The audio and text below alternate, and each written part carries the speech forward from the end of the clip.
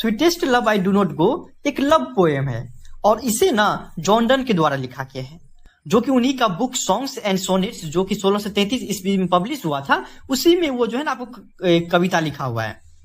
और John Donne को ना pioneer of the metaphysical poet भी बोला जाता है। इस कविता में देखेंगे कि किस तरीके से एक प्रेमी जो है प्रेमिका को छोड़ के कहीं जाना चाहता है तो प्रेमिका के दिल में क्या भाव उत्पन्न होता है और प्रेमी उसे किस तरीके से समझाता है, पूरा का पूरा देखेंगे इस कविता में।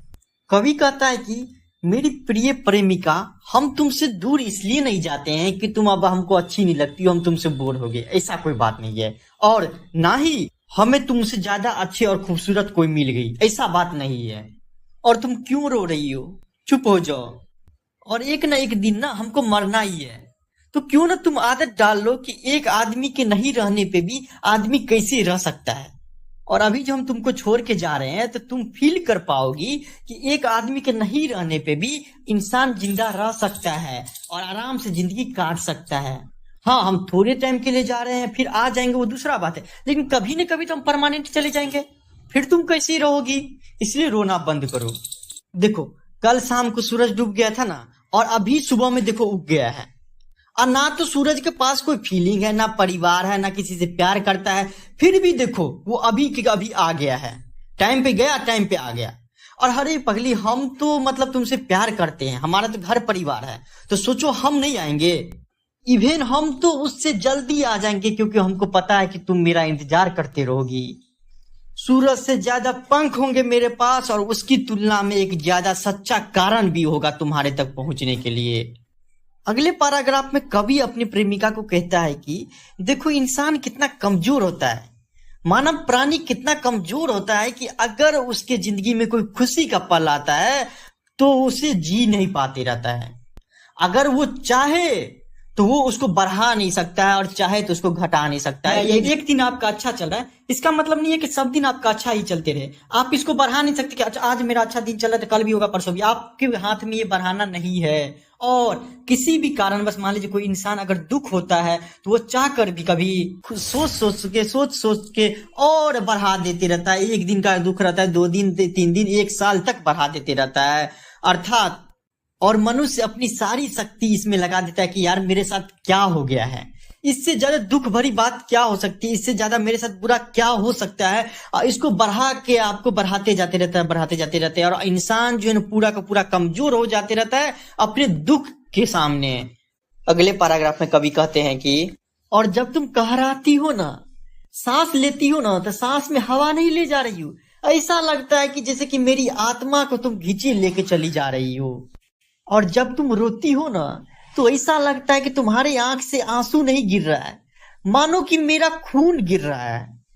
यहाँ पर कभी हाइपरबोलिक शैली का इस्तेमाल किए हैं। और तुम ना अब अपना भी समय बर्बाद कर रही हो और मेरा भी समय बर्बाद कर रही हो। अरे पगली, तुमको पता है कि हम ऐबे करेंगे, अभी जा रहे काम से 110% आएंगे, तो रो धो के कोई फायदा नहीं होने वाला है, हम 100% आएंगे। लास्ट पैराग्राफ में कवि कहते हैं कि तुम जो ये ओवर थिंकिंग कर रही हो, हद से ज्यादा सोच रही हो कि हम दूसरे रीजन से जा रहे हैं कि छोड़ी मोगी बोला, ऐसा कोई बात नहीं है। ओवर थिंकिंग करना बंद करो, कोई भी दूसरा रीजन नहीं है जाने का। अरे भाग्य को अपना काम करने दो, भगवान को अपने काम करने दो, तुम ये ओवर थिंकिंग मत करो कि मेरे साथ गलत हो जाएगा, ऐसा बात नहीं है। हम बाहर जा रहे थे, मेरे साथ कुछ अनहोनी हो जाएगा, ऐसा कुछ भी नहीं है।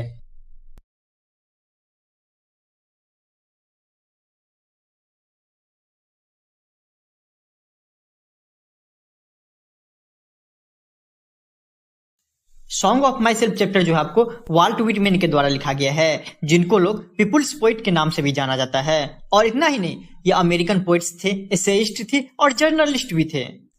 इनकी प्रमुख रचना में है, पहला तो हो गया लिव्स ऑफ ग्रास, जिससे ये चैप्टर भी लिया गया है, ठीक ना। और दूसरा आपको ड्रम टैप्स। इस चैप्टर में कभी सबसे पहले अपने बारे में छोटी छोटी चीजें बताते हैं, और वो संदेश देते हैं कि भले ही आप छोट जात हो, बड़े जात हो, किसी भी धर्म के हो, किसी भी जाति, सो डजंट कीप मैटर। हम लोग इसी अमेरिका के मिट्टी से बने हुए, इसी अमेरिका के हवा में पले बड़े हैं, इसलिए सब के सब बराबर हैं। चलिए अब लाइन बाय लाइन देखते हैं। I celebrate my self and Singh my self and what I assume you shall assume. यहाँ पे देखिए, आपको सेलिब्रेट का अर्थ होता है खुशी मनाना, और एज्यूम का अर्थ होता है मानना। यहाँ पे कभी अपने बारे में बताते हैं। वो बोलते हैं क्या, जब भी हमारे जिंदगी में खुशी का पल आता है ना, तो हम अपने आप में झूमने लगते हैं, अपने आप में गाना गाने लगते हैं। और कभी को ना मतलब अमेरिकन होने पे बहुत ज्यादा गर्व था इनको, हम अमेरिका के हैं, ठीक ना। और ये अपने आप तो बोलता है कि हम तो खुशी मनाबे करते, जब खुशी का पल आता है तो अपने आप में किसी का जरूरत नहीं पड़ता है। लेकिन वो सबको आदेश भी देता है कि जैसे हम खुशी मना रहे हो वैसे तुम भी मनाओ। आगे के लाइन्स और क्लैरिफाई हो जाएगा। For every atom belonging to me as good belongs to you. अर्थात कवि कहते हैं कि अरे जिस मिट्टी से हम बने हैं उस मिट्टी से तुम भी बने हुए ना। अब हर अमेरिका का आदमी को बोलता है, भले वो छोट जात हो, बड़े जात हो, गरीब हो, अमीर हो, किसी भी जाति के हो, किसी भी धर्म, मतलब डजंट कीप मैटर, वो सबको बोल रहे हैं क्या, देखो जिस मिट्टी से बने हुए हैं, जिस कण कण से हम बने हुए हैं अमेरिकन की मिट्टी से, उसी कण से तो तुम लोग भी बने हुए हैं, बने हुए हो कि नहीं। तो एक चीज बताइए कि जिस तरीके से हम खुशी मनाते हैं, हमें किसी का जरूरत नहीं पड़ता है, उस तरह से तुम लोग भी खुशी मनाओ, भले ही तुम कोई भी हो, डजंट कीप मैटर। जिस तरीके से हमें आंतरिक खुशी मिलती है, तुम लोग भी उसी तरीके से अपने आप को सेलिब्रेट करो। ये कवि का कहना था।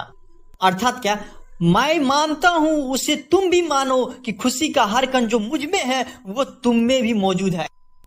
आगे, I loaf and invite my soul, I lean and look at my is observing a spear of summer grass.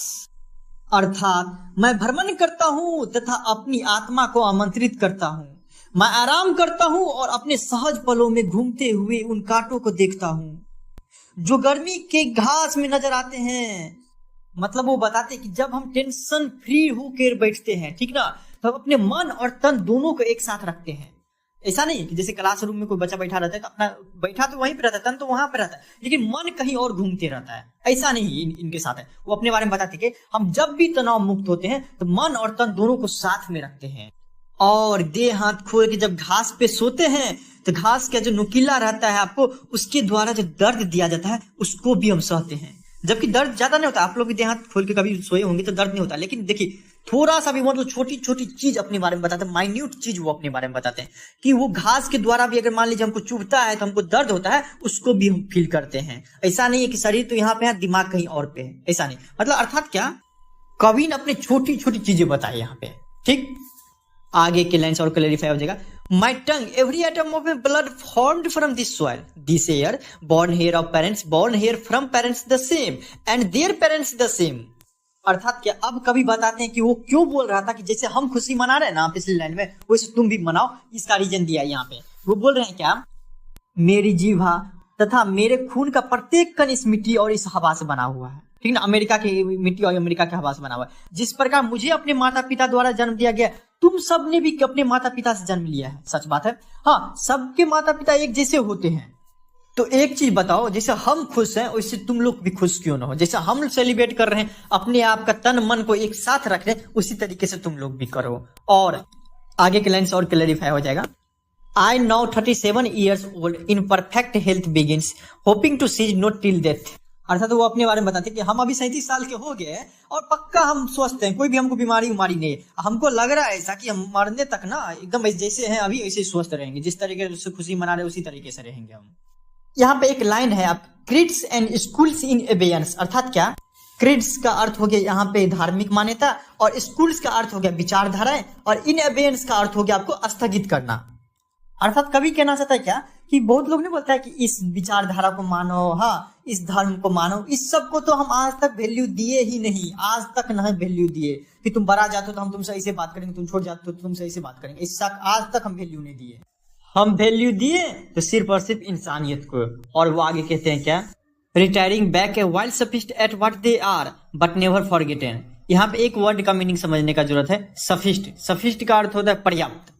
अर्थात क्या, कवि कहता है क्या, हम कुछ पल के लिए सोचते हैं कि हम बड़ा जाते हैं ना तो हमको क्या करना चाहिए, हम हिंदू से हैं तो हमको क्या करना चाहिए, हम मुस्लिम से हैं तो क्या करना चाहिए, हम जाति धर्म के बारे में थोड़ा सा सोचते हैं, हाँ सिर्फ और सिर्फ सोचते हैं, बस कुछ पल के लिए सोचते हैं, उससे ज्यादा नहीं वैल्यू देते हम कि हमारा जाति सबसे बड़ा है तो हमारा धर्म सबसे बड़ा है। ऐसा नहीं, बस कुछ पल के लिए सोचते हैं कि हम इस जाति से इस धर्म से, लेकिन कभी आज तक हम उसको जो है ना वैल्यू दिए ही नहीं है। नेक्स्ट लाइन में, आई हार्बर फॉर गुड और bad I permit to speak at every hazard. अर्थात वो कहते हैं कि धर्म और जाति सब ऐसा है ना, ये विषय कभी भूला नहीं जा सकता है, ठीक ना। वो कहते हैं कि मैं अच्छी और बुरी बातों के बारे में हमेशा सोचते रहता हूँ, मैं प्रत्येक खतरे के बारे में बोलने का आजादी चाहता हूँ सिर्फ और सिर्फ। अगर कोई चीज गलत है तो हम हमेशा उसको गलत बोलेंगे, अगर सही है तो हम हमेशा उसका तारीफ करेंगे। अर्थात वो कहते हैं क्या कि कई लोग धर्म के लिए लड़ते रहता है, बड़े जाति के लिए, छोटी जाति के लिए लड़ते रहता है हमेशा, जो सही नहीं है। वो दुनिया के भलाई में विश्वास करते हैं और कभी का मानना है कि सिर्फ और सिर्फ भलाई करो, ये इंसानियत है, ना कि धर्म के पीछे लड़ते रहो, जाति के पीछे लड़ते रहो।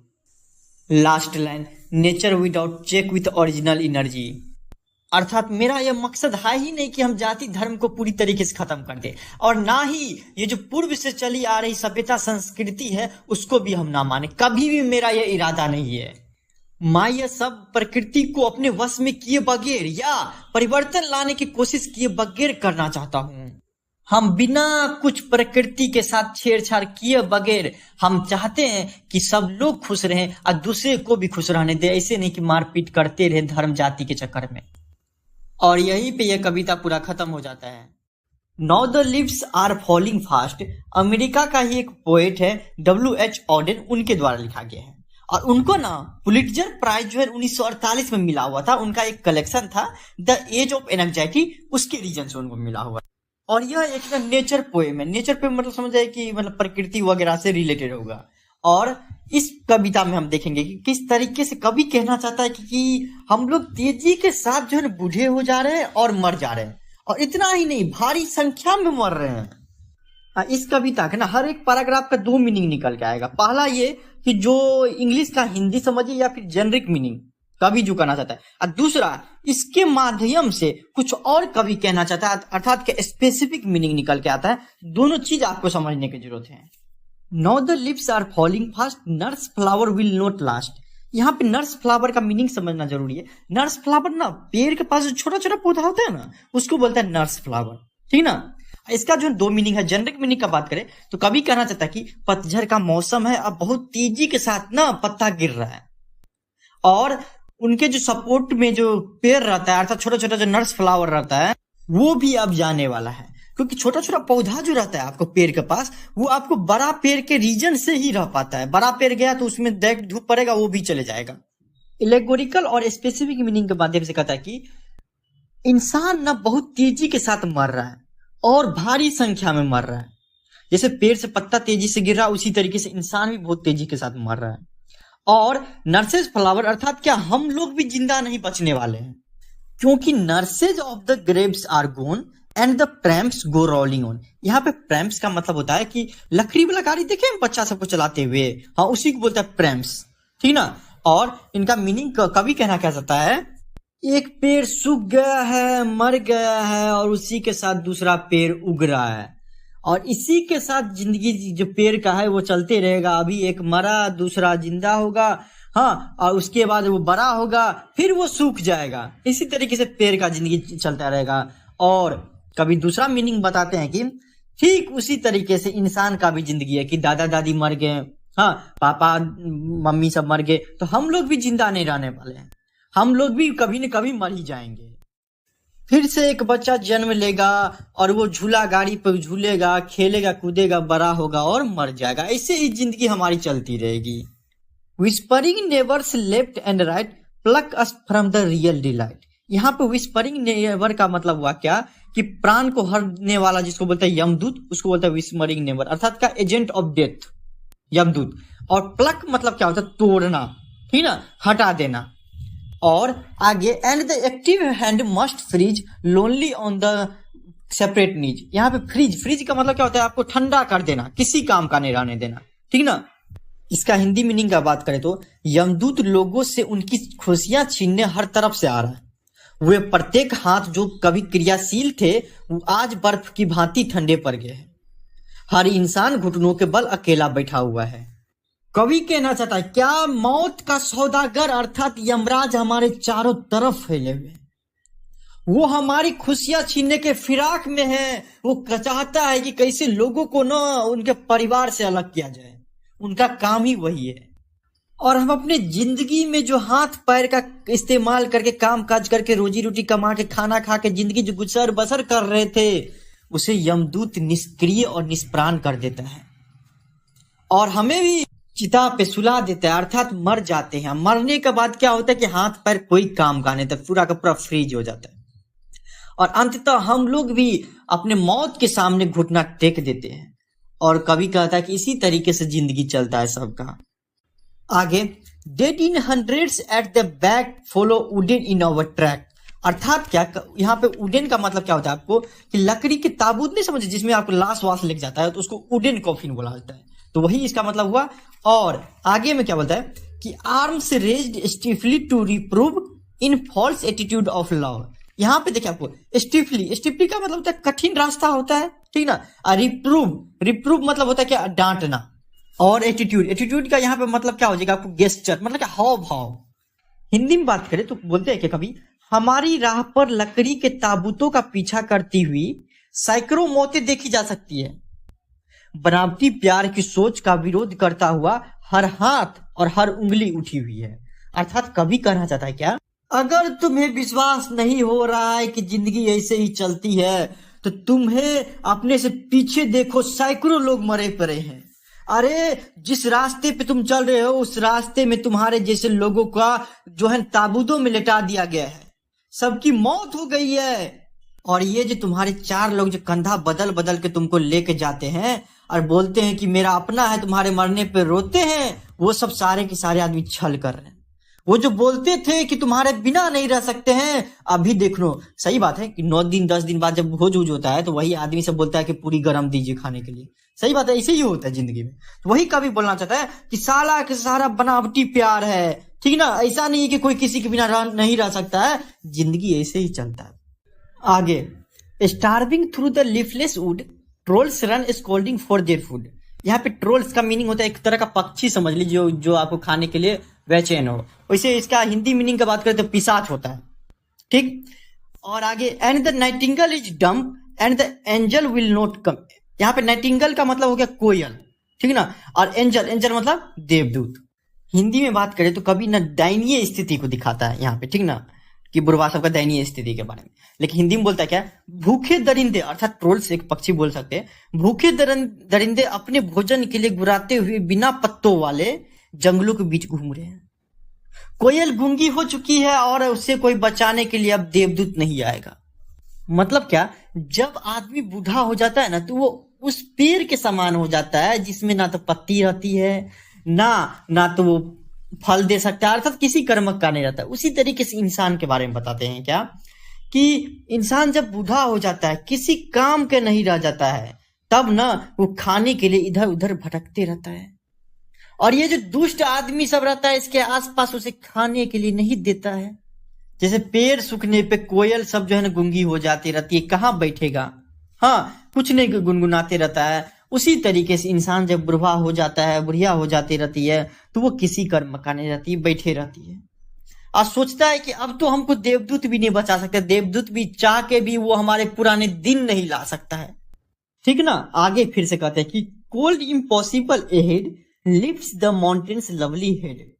यहाँ पे एहेड का मतलब क्या होता है आपको, कि आगे बढ़कर, ठीक ना।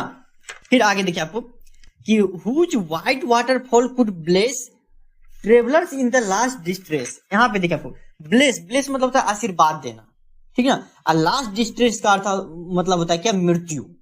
हिंदी में बात करें तो ठंडा असंभव वातावरण तथा पर्वतों की ऊंची चोटियां जिनसे सफेद झरने का पानी बहता है, यात्रियों मतलब हम और आप लोग, ठीक ना, यात्रियों को उनके आखिरी समय में सुकून पहुंचाते हैं।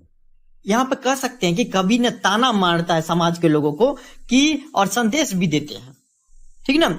और कहते हैं कि ये जो बुढ़वा बुढ़िया है जो कि लास्ट स्टेज पे है, मरने वाला ही है, लेकिन उसके साथ भेदभाव किया जाता है उसके बेटा सबके द्वारा, उसको खाने नहीं देते रहता है, उसको इज्जत नहीं देते रहता है। और इन सब को देखते हुए ये जो माउंटेन रूपी जो समाज के कुछ अच्छे लोग होते हैं, उसको माउंटेन यहाँ पे कंपेयर किया गया कि वो भी अब इस मैटर पर कोई बोलना नहीं चाहता, मेरे साथ जो भेदभाव होता है उसके बारे में बोलना नहीं चाहता, वो भी अब ठंडा पड़ गया है।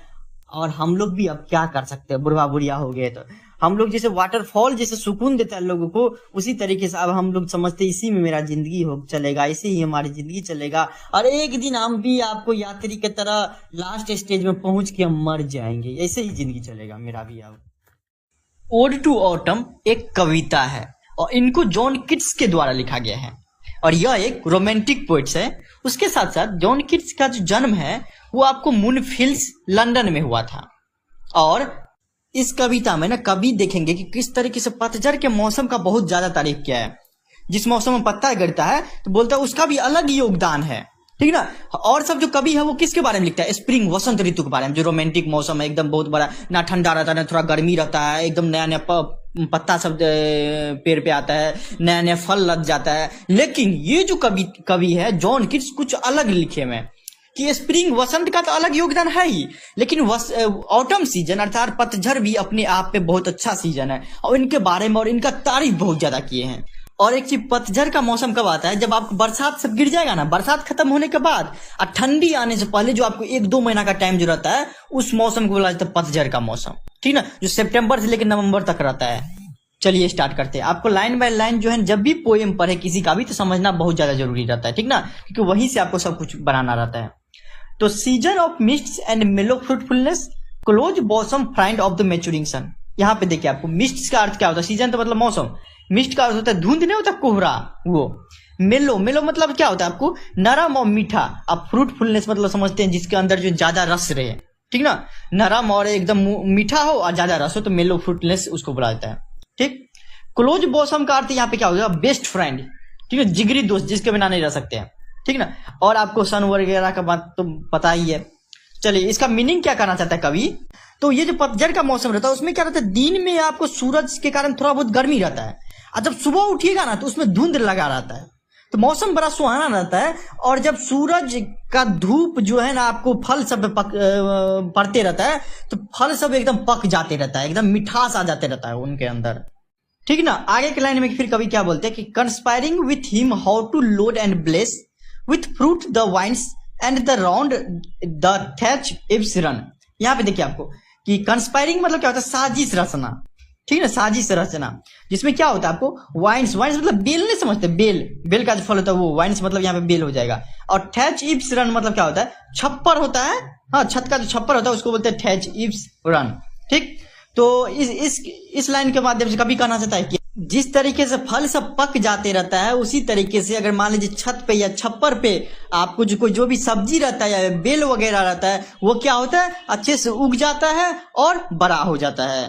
फिर से आगे कभी कहते हैं कि to bend with apples the mossed cottage tree and fill all fruits with ripeness to the core, ठीक ना। यहाँ पे कोई इसे समझाने वाली वर्ड है नहीं, लेकिन मोस्ट कॉटेज मतलब समझिए एक तरह का पेड़ है, ठीक है, जिसमें सेब रहता है।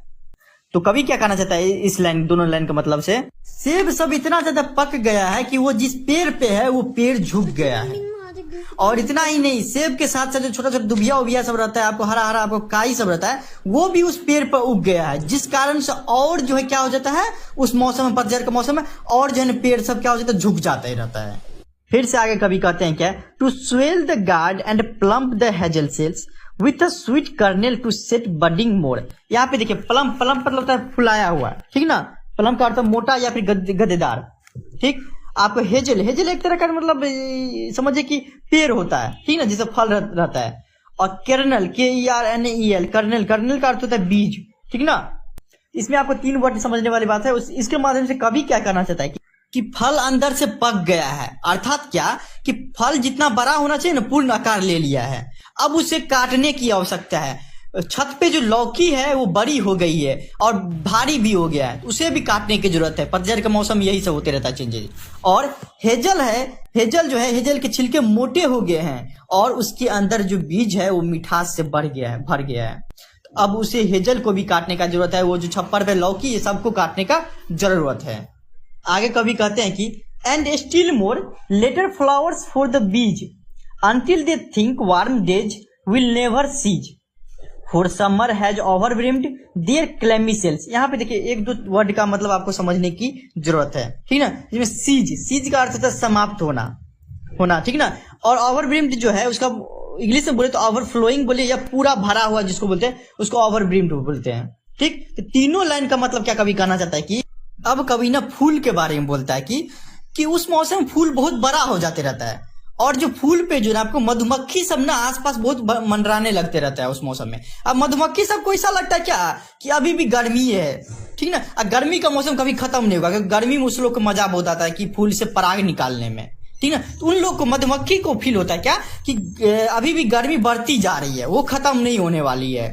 इतना ही दिया है आपको पैराग्राफ 1 में, ठीक ना। पैराग्राफ 2 में आते हैं। सेकंड पैराग्राफ में कभी जो है ना आपको क्या करता है कि फसल का तारीफ करता है। आपको फल उल का तो कर दिया, कोई दिक्कत नहीं, कद्दू उद्दू का कर दिया, अब आपको फसल के बारे में करते हैं क्या कि who had not seen the oft amid the store, sometimes whoever seek abroad my friend the sitting carelessly on a granary floor। यहाँ पे देखिए आपको समझने वाले, एमिड का अर्थ होता है बीच में, ठीक ना। ग्रेनरी का मतलब क्या होता है कि भंडार नहीं समझते, जहां पे आपको बहुत सारा गेहूं वगैरह सब रखा जाता है, तो उस भंडार को बोलता है ग्रेनरी, ठीक है। इस तीनों लाइन का मतलब कभी कहना चाहता है कि पतझड़ के मौसम के बारे में बताता है क्या कि किसने तुम्हें धान रखने वाली जगह पर नहीं देखा होगा पतझड़। ये तो बताओ कि पतझड़ के मौसम में क्या होता है कि धान जो है कट जाते रहता है, और आपको क्या होता है कि कई बार लोगों ने तुम्हें अनाज की कोठरी में आराम करते हुए पाया है। सही बात है कि देखिए पतझड़ के मौसम में जो भी अनाज रहता है ना, उसको एक जगह पर रख देते रहता है। तो जब भी हमको याद आएगा ना, अच्छा अनाज है, तब याद आएगा अच्छा पतझड़ के मौसम में अनाज हुआ था। इसलिए कभी कहना चाहता है क्या कि तुमको हमेशा लोग याद करते रहता है। हमेशा कहाँ पे तुमको याद करते रहता है पतझड़ मौसम, जब भी कोई जो है ना आपको धान देखते रहता है, तब जब भी आपको क्या होता है धान जहां पे रखते हैं वहां पे कोई जाता है तो तुम्हारा याद आ जाते रहता है।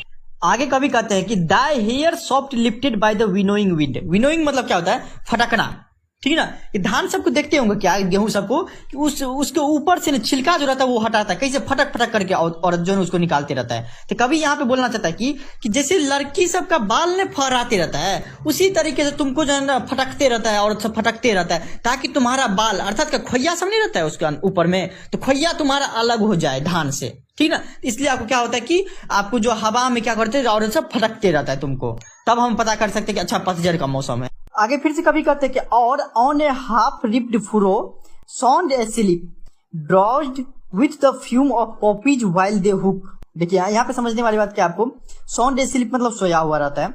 हाँ, ड्रॉज्ड यहाँ पे देखिए आपको इसका मतलब क्या हो गया, आपको ड्रॉज्ड मतलब होता है क्या, नींद आना, ठीक। अब फ्यूम का अर्थ होता है क्या, गंध, ठीक। अब पॉपीज मतलब एक समझ सकते, एक तरह का समझिए गांजा, जिससे आपको मतलब गलत पदार्थ, ठीक ना, पॉपीज का अर्थ हो गया यहाँ पे। अगले 2 पंक्ति को भी देखे लेते समझे, जिसमें क्या बोल रहा है आपको, spheres the next sweat and all it's ट्विन्ड flower and sometimes like a ग्लीनर डोस्ट tip. यहाँ पे देखिए स्वेट का अर्थ क्या होता है आपको कि अनाज की पंक्ति, ठीक ना, ए रॉफ कॉर्न। ग्लीनर का होता है संग्रह करने वाला, ठीक। 2 मीनिंग यहाँ पे समझने वाली बात है। अब चारों जो आपको लाइन है उसका अर्थ क्या होता है एक साथ बता देते हैं आपको। कभी कहते हैं कि अगर तुमको ऑटम सीजन देखना है ना, पतझड़ का मौसम, तो तुम आराम से खेत चले जाओ। खेत में देखोगे कि आधे खेत में क्या होते रहता है आपको कि फसल वैसे ही रहता है, आधा क्या होता है कट जाते रहता है, तब आपको तुमको ऑटम सीजन नजर आएगा। और जो आधा जो कट जाते रहता है और आधा जो ऐसे ही रहता है, वो ऐसे लगते रहता है जैसे कि मान लो कि कोई अफीम मतलब क्या गांजा पी के सोया हुआ है एकदम गहन निंद्रा में, कोई मतलब नहीं है, ठीक है। उसी तरीके से आपको नजर आएगा, कौन खेत में जाएगा तब। और इसलिए कि खराब ना हो जाए फसल, और जो आपको नहीं कटा हुआ खराब ना हो जाए, इसलिए कभी बोलता है कि आगे का जो फसल है उसको भी काटा जाएगा थोड़ा देर में, ठीक ना। इस तरीके से आपको जो है फसल के माध्यम से कभी जो है ना आपको ये ऑटम सीजन दर्शाना चाहता है। कभी ना इस लाइन में जो है ना आपको पतझड़ ऋतु को ना खेतीहर मजदूर से कंपेयर किया है। खेतीहर मजदूर क्या होते रहता है आपको कि जो भी चीज लास्ट में बचते रहता है उसको वो घर लेके चले जाता है, क्या मजदूर सब। उसी तरह से क्या होता है पतझड़ के मौसम क्या होता है, पत्ता सब गिरते रहता है, पेड़ में जितना भी पत्ता था वो गिर जाते रहता है। तो लड़की सब क्या करती है, औरत सब वो पत्ता बिछने के लिए आती है, पत्ता बिछ के क्या करती है आपको जलावन के लिए लेके चली जाती है, ठीक ना। और उसी तरह से खेत में भी क्या होता है, खेत सब में जब धान वान पूरा कट जाते रहता है, उसके बाद जो भी जड़ना उड़ना रहता है वो सब क्या करती है, पत्ता बिछने वाली सब लेके चले जाता है। अर्थात क्या पतझड़ के मौसम को कंपेयर किया है किससे, आपको खेतीहर मजदूरी से, ठीक ना। आगे study the laden head across a brook और bye A cider brace with patient look the watches the last using our bye hours. अर्थात क्या पतझड़ कहाँ कहाँ नजर आते रहती है ना, उसका जो है ना आपको विशेषता बताते हैं कवि। वो कहते हैं कि ओ पतझड़, तुम कभी झरनों के आसपास पेड़ों पर लदे फूल पत्ते में नजर आते हो, तो कभी सिडार के नजदीक खड़े होकर धैर्य के साथ वक्त को गुजरते हुए देखते रहती हो तुम। और पतझड़ में जब पेड़ों से धीरे धीरे पानी टपकते रहती है, उस पानी की बूंदों को घंटे तक निहारते रहती हो तुम, और उसमें तुम नजर आते रहती हो। लास्ट पैराग्राफ में कभी कहते हैं क्या, where are the songs of spring, I where are they, think note of them thou hast the music too, while bad clouds bloom the soft dying day and touch the stubble plain with rose hui। अर्थात कि यहाँ पे कभी बोलना चाहता है क्या, यहाँ पे पतझड़ ऋतु का कॉन्फिडेंस लो हो जाता है, अपने आप को बहुत कम समझने लगता है, क्योंकि देखिए हमेशा तारीफ किसका करते रहता है सब लोग, रोमांटिक मौसम, अर्थात क्या वसंत ऋतु का, कि रोमांटिक मौसम है, और कभी का बात करें, लोगों की बात करें, किसी का भी बात करें, एकदम ना ज्यादा ठंडा ना ज्यादा गर्मी, तो मतलब सब तारीफ करते रहता है आपको वसंत ऋतु का हमेशा। इस कारण से क्या होता है कि पतझड़ ऋतु अपने आप को थोड़ा कम समझने लगता है और कॉन्फिडेंस लो हो जाता है। उसी पर कवि क्या बोलते हैं, ये चारों लाइन का मतलब बताते हैं। वो कहते हैं कि देखो तो वसंत का गीत कहाँ है, अरे वे कहाँ है, उनके बारे में ज्यादा मत सोचो, अरे उनके पास जो गीत है वो तुम्हारे पास भी है, तुम अपने बारे में सोचो, बसंत ऋतु के बारे में हमेशा मत सोचते रहो, अरे उनके पास जो गीत है, उनके पास जो विशेषता है, तुम्हारे पास भी कुछ न कुछ विशेषता है।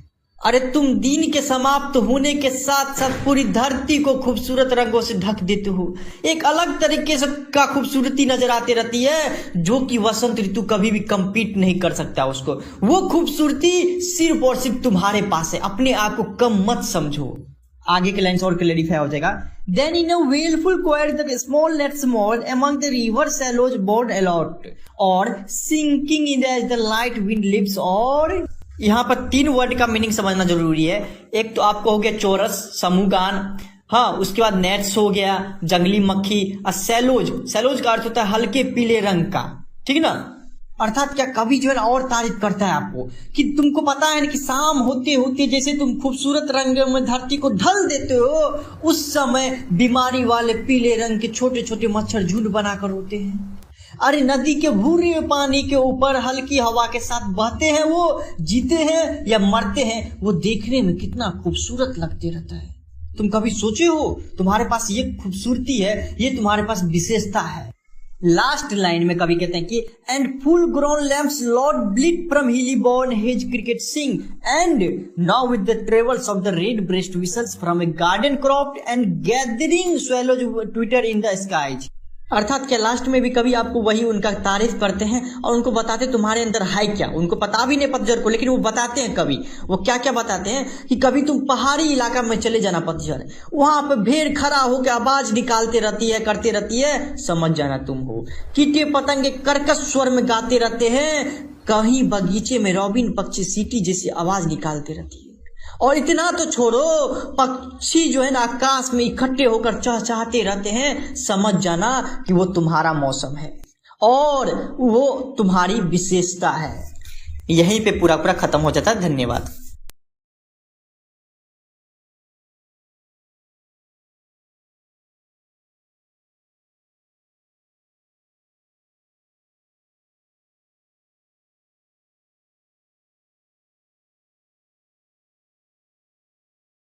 एन एपिताफ वाल्टर डेला मेयर के द्वारा लिखा गया है और इनका जन्म जो है इंग्लैंड में हुआ था, लेकिन जब ये 4 साल के थे तो उनके पिताजी का मृत्यु हो गया, जिस कारण से उनके पूरे परिवार जो है ना लंदन चले गया उसके बाद। और इनको ऑर्डर ऑफ मेरिट 1953 में मिला हुआ था, वो भी क्वीन एलिजाबेथ द्वितीय के द्वारा। जैसा कि चैप्टर के नाम से ही आपको पता चलता होगा एन एपिताफ। एन एपिताफ का मतलब क्या होता है कि आपको समाधि, एक समाधि। तो कवि जो वाल्टर डेला मेयर है वो आपको एक औरत के बारे में बोलते हैं जो कि अब इस दुनिया में नहीं है, और कवि ना उसको पश्चिमी देश की सबसे खूबसूरत औरत मानता है और सोचता है कि कौन अब उसको याद करेगा, कौन उसकी खूबसूरती का तारीफ करेगा। कोई नहीं रहा। उसका शरीर तो दफन हो गया जो बहुत खूबसूरत थी, लेकिन उसकी अच्छाई अभी भी जिंदा है। ठीक, तो एक एक लाइन बाय लाइन समझेंगे तो पूरा का पूरा आपको समझ में आ जाएगा। चलिए स्टार्ट करते हैं। देखिए पहला पैराग्राफ लाइन में क्या बोल रहे हैं, here lies a most beautiful lady, light of step and hurt was C. I think she was the most beautiful lady that ever was in the waste country. यहाँ आप देखिए हर एक वर्ड का मीनिंग समझने का जरूरत है। हियर का तो मतलब समझिए लाइज, लाइज मतलब कब्र में आना, ठीक ना, कब्र में आना। Light of step and hurt का मीनिंग क्या हो गया यहाँ पे कि जिसका प्रवृत्ति ना हंसमुख रहता है, हमेशा हंसते रहता है, घुमंतुक टाइप का रहता है, तो वही light of step and hurt हो गया इसका मीनिंग। ठीक, उसके बाद क्या बोल रहे हैं आपको, इसमें आपको ब्यूटीफुल लेडी समझते जो सबसे ज्यादा खूबसूरत हो, हाँ, वेस्ट कंट्री मतलब पश्चिमी देश। ठीक, तो पूरा पूरा मीनिंग। कवि क्या करता है कि उनके जो समाधि स्थल रहता है वहां पे जाता है और आपको उंगली दिखा के बोलता है क्या कि यहाँ जो लेटी हुई है अर्थात जो मर चुकी है वो आपको सबसे सबसे सबसे खूबसूरत लड़की थी, औरत थी जो अभी मर गई है, जिसका नेचर आपको हंसमुख था, जो हमेशा घूमने फिरने में इंटरेस्ट रखती हुई थी और सबसे खुशी से बात करती थी, वो औरत अभी मरी हुई है। वो औरत उस अंदर है, उसके अंदर है, वो औरत मरी हुई है, ठीक ना। जिनका नेचर दूर दूर तक जाता था, जिनका नेचर के बारे में सब तारीफ करता था कि कितना अच्छा लड़की है, कितना अच्छा औरत है, वो अभी मरी हुई है। अरे हमको तो लग रहा है क्या वो आपको पश्चिमी देश की सबसे खूबसूरत औरत थी, लेकिन क्या करिएगा, मरी हुई है, ठीक ना। ठीक ना, ये 4 लाइन में पूरा पूरा तारीफ करता है कवि। उसके बाद आगे क्या बोलता है कि but beauty वैनिसेज, beauty Passage, however rare rare it be, and when I crumble who will remember the lady of the waste country. यहाँ पर वैनिसेज का अर्थ होगा गायब, ठीक ना। रेयर, रेयर मतलब होता है असाधारण, ठीक ना। क्रम्बल मतलब होता है कि मर जाना। आई मतलब कभी बोलता है कि मैं मर जाऊंगा तब, ठीक। इस चारों का पूरा मीनिंग समझा रहे हैं आपको। क्या बोला है कि कभी कहना चाहता है क्या कि खूबसूरती तो कुछ टाइम के लिए होता है, कुछ पल के लिए होता है। खूबसूरती तो इंसान का चले जाता है, वो मर गई, उसकी खूबसूरती चली गई। लेकिन यहाँ पे कभी कहना चाहते हैं कि लेकिन आदमी को या फिर कोई आप लड़की को याद किया जाता है उनके गुण के आधार पे, ना कि खूबसूरती के आधार पे। तो वो कहते हैं क्या, how rare rare it be, मतलब क्या कि खूबसूरती तो चली जाती है, बहुत कम इंसान को ना अपनी खूबसूरती के बदौलत याद किया जाता है। ओ यार वो बहुत अच्छी लड़की थी लेकिन मर गई, वो बहुत देखने में बहुत ज्यादा खूबसूरत था लेकिन मर गया। ये रेयर केस होता है। लेकिन आदमी जो मतलब गुण अच्छा रहता है, अर्थात क्या बोलेगा, ओ फलानवा जो है ना आपको बहुत अच्छा इंसान था, अर्थात क्या उनके गुण के आधार पर याद किया जाता है, ना कि वो बहुत स्मार्ट था उसके आधार पर किया जाता है याद। कभी ये कहना चाहता है कि लोगों को गुण के आधार पर याद किया जाना चाहिए, याद किया जाता है, ना कि खूबसूरती के आधार पे। तो कभी यहाँ पे ये कहना चाहता है कि खूबसूरती के आधार पे तो सिर्फ हम याद करेंगे कि वो बहुत ज्यादा खूबसूरत थी, ठीक ना, लेकिन कोई और उसे याद नहीं करने वाला है, और उसके बाद सिर्फ हम याद करेंगे। अब एंड व्हेन आई क्रम्बल, अर्थात क्या फिर भी मेरा भी टाइम आ जाएगा, हम मर जाएंगे, तो हम ये सोच रहे हैं कि उसको कौन याद करेगा, उसको कौन याद करने वाला। भी हम है याद करने वाला, तो हमेशा 24 घंटा उसके बारे में सोचने रहते, अर्थात उसकी प्रेमिका या पत्नी बोल सकते, वो आपको मर गई है, ठीक ना। This lady of the waste country, जो पश्चिमी देश की जो औरत है, उसको कौन याद करेगा जब हम मर जाएंगे। तो वो उस बात को सोच सोच कर बहुत ज्यादा टेंशन में रहता है, ठीक ना। कि चलिए कोई दिक्कत नहीं, ब्यूटी तो बहुत ज्यादा आपको पासेज हो जाता है, अर्थात का खूबसूरती तो चली जाती है, लेकिन उसको याद कौन करेगा। मेरे मरने के बाद याद करने वाला उसको कोई नहीं रहेगा, सब भूल जाएंगे, धीरे धीरे सब भूल जाएगा, ठीक। इसी के साथ कविता समाप्त हो जाता है। द सोल्जर देशभक्ति वाली कविता है और इनको रूपर्ट ब्रूक के द्वारा लिखा गया है और इनको वार पोइट भी बोला जाता है। और एक कवि था जिनका नाम W.B. येट्स था, उन्होंने रूपर्ट ब्रूक को the हैंडसमेस्ट young man in England बोला हुआ था। सोचिए वो कितना स्मार्ट था, ठीक ना।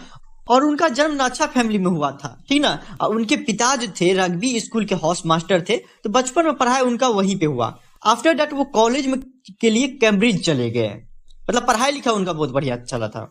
इस कविता के माध्यम से कवि कहना चाहता है कि एक सैनिक, विदेशी सैनिक जो दूसरे देश में युद्ध करने के लिए जाते हैं, तो उनके दिल में क्या क्या अरमान रहता है, उनके दिल में क्या आते रहता है, वो पूरा का पूरा एक्सप्रेस किया है इस कविता में। लाइन बाय लाइन पढ़ना जरूरी है, इसलिए पहला पैराग्राफ के क्या बोल रहे हैं। If I should die, think only this of me, that there's some corner of foreign field that is forever England. There shall be in that rich earth a richer dust concealed. यहाँ पे देखिए आपको foreign मतलब विदेश हो गया, ठीक ना, और उसका इंग्लैंड एक देश का नाम है, और आपको कंसील्ड मतलब होता है छिपा रहना। तो पूरे का पूरा 4 जो लाइन है उसका अर्थ क्या कहना चाहता है कवि। एक इंग्लैंड का सैनिक रहता है जो कि दूसरे देश में युद्ध करने के लिए जाता है, ये सिचुएशन है, ठीक ना। अब क्या होता है कि इंग्लैंड के जो सैनिक है वो क्या कहना चाहता है कि अगर किसी कारणवश, खुदा न खास्ता भगवान की कृपा ना हो, कि अगर हम मर गए किसी भी कारणवश, तो हमको जो है जनता लोग, हमारे परिवार लोग, हम इंग्लैंड के लोग, सिर्फ हमको इतनी बातों के लिए याद किया जाए, इतना ही हमारे बारे में सोचा जाए कि जिस जमीन पे अगर हम मर गए विदेश में और उस जमीन पे दफनाया जाएगा, हमको गाड़ा जाएगा, तो उस जमीन जो है ना, वो जमीन इंग्लैंड के लिए हमेशा के लिए हो जाएगा। ये मत सोचना इंग्लैंड के लोगों, मेरे परिवार के लोग, कि हम इतने बदनसीब हैं कि हमको अपने देश में भी नहीं गाड़ा गया, हमको अपने परिवार से भी मिलने नहीं दिया। ऐसा कोई बात नहीं है। अरे जिस जमीन पे हमको गाड़ा जाएगा ना, जिस जमीन पे हमको दफनाया जाएगा ना, उस जमीन का कीमत बढ़ जाएगा, वैल्यू बढ़ जाएगा। क्यों? क्योंकि इंग्लैंड का व्यक्ति, इंग्लैंड का सैनिक उस पे जो है ना दफनाया गया है। तो ये कभी भी मत सोचना कि हमको विदेश में जो है ना आपको दफनाया गया है। नहीं, वो जमीन जो है इंग्लैंड का हो जाएगा सदा के लिए, जहां जितना दूर में हमको दफनाया जाएगा। ये बात हमेशा याद रखना। और ऐसा हम इसलिए बोल रहे हैं क्योंकि वो आगे बताते हैं कि ए dust whom England bore saved made aware gave once her flower to love her ways to roam a body of England's breathing English air washed by the rivers blessed by son of home। यहाँ पे देखिए चारों line का मतलब मैं आपको समझने वाले हैं। बोर, BOR, बोर मतलब होता है जन्म, ठीक ना। सेप्ड, यहाँ पे सेप्ड का मतलब होगा पालन पोषण, अर्थात इंग्लैंड में उसका पालन पोषण हुआ, ठीक। उसके बाद आपको रोम, ROM, रोम मतलब होता है घूमना, ठीक। उसके बाद आपको सब कुछ पता ही होगा। रिवर मतलब नदी होता है, सन मतलब सूरज होता है। यहाँ पे आपको सिर्फ इतना समझने वाली बात है।